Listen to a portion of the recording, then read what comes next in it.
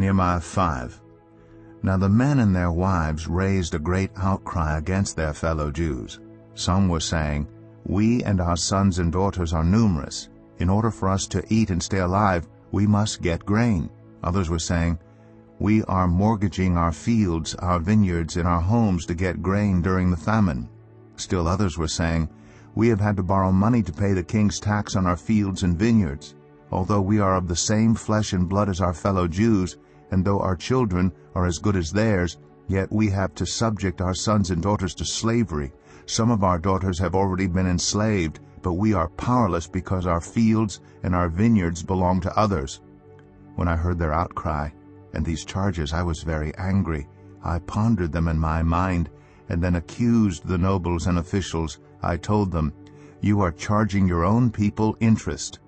So I called together a large meeting to deal with them and said, "As far as possible, we have bought back our fellow Jews who were sold to the Gentiles. Now you are selling your own people, only for them to be sold back to us." They kept quiet because they could find nothing to say. So I continued, "What you are doing is not right. Shouldn't you walk in the fear of our God to avoid the reproach of our Gentile enemies? I and my brothers and my men are also lending the people money and grain. But let us stop charging interest. Give back to them immediately their fields, vineyards, olive groves, and houses, and also the interest you are charging them, 1% of the money, grain, new wine, and olive oil."